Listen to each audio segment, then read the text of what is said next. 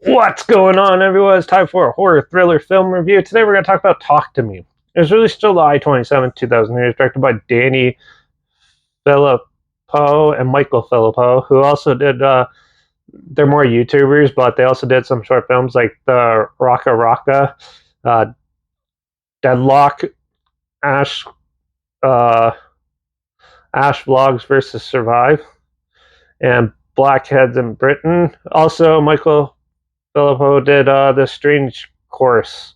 This had a budget of $4.5 million and it made $92 million at the box office. So, yeah, this was a lot of people are talking about it, saying it was good. So, I finally decided to check it out.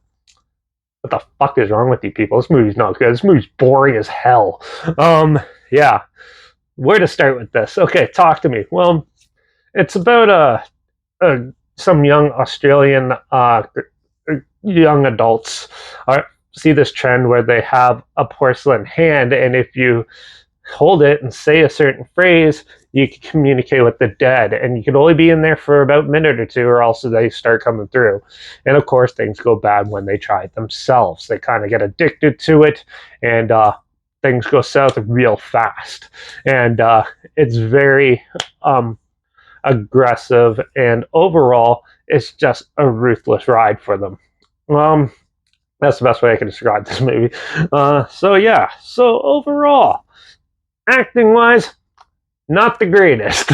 I wasn't too pleased with this kind of stereotypical young adult acting, but yeah, it's definitely meant for like the more younger generation than like the 31-year-old me and stuff. But yeah, it kind of falls on the cliche of it's like when you play with the Ouija board, and for some reason, if you actually get contact with it and you play with the dead too much, it's going to come back and be even harsher. And it definitely has that. The one thing that's lacking in this movie is the horror elements. This is a horror film. It's not a family drama film. Well, it is now. But after watching it, man, so I might spoil some of this, but yeah, so the girl's younger brother tags along with them in this, and they eventually coax him into trying, and he gets the ruthless spirit and attacks him and nearly kills him. And yeah, and so they try to go and try to mend it and save him from what's happening. But in the process, you see the dead and some of that. Now, I got to say, the practical makeup effects in this was really good. And the cinematography is really good. The music's pretty decent. And overall, it has some good elements to it. It's just they overpack this with all the pointless family drama and other things where you have to be really into the characters to make this work, which to me I wasn't invested in the characters as much as some people were, and to me it kind of dragged.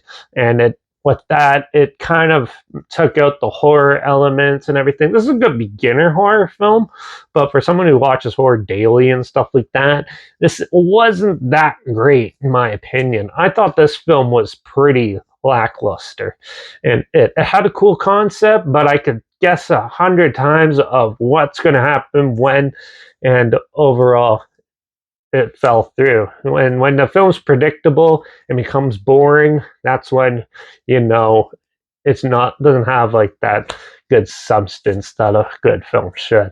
But that's just for me though. It might be different for you, but for me, I wasn't huge into this. I thought it was pretty predictable, standard stuff, just like most of the other garbage that comes out these days. So, but it was good to see something that's capturing the young imagination. Maybe this will propel something forward. This, to me, this is more like the next generation's Ouija, or Bodies, Bodies, Bodies. Like that similar was similar in tone to that. And overall, I thought, yeah, it could lead to more creative ideas down the road. So I think this is a stepping stone in the right direction for these filmmakers, and it'll be interesting to see if they pull it off. Hopefully, it's not like another Happy Death Day type of deal, but yeah. But we'll see how it goes in the future. But for now, I'm gonna give Talk to Me a 2.5 out of 5. It's okay, but too much family drama. And yeah, but if you want to check it out, the trailer's link down below. Also, make sure you check out my Instagram. That's where I always post clips of films review in the future, all my story, but where I put the film title hashtag, the subject of the film, and hashtag, so you're aware of it. Also, my Letterbox is down below, Derek P Reviews. That's where I post my first star rating after watching the films. And my Twitter's down below, reviews_Derek. So follow me on those platforms. Stay looped with this channel. Like this video, share it to more people wherever. Comment your opinions of the film down below if you have any. If you have any films or film franchises in any genre and on any streaming service, I want to hear my opinions on the future. Comment those down below. I'll try my best to get them as soon as I can, and if I can find them. Yeah. Make sure you subscribe. I'll find something weird, obscure, and odd that you probably never thought of checking out together, and also show you my opinions on pop-up films, classic films, and reviews on other things as well. And don't forget to ring that bell because, well, we're going to go right into Terminator Salvation in the next review. So make sure you tune in for that. And yeah, watch out for all those crazy teens playing with spiritual objects that might kill them. And I guess I'll see you all in the next review. And yeah, also watch out for those dead kangaroos jumping around everywhere because I think those are the real scary things in this film. And I guess you should be aware that that's the ultimate demon. Cheers!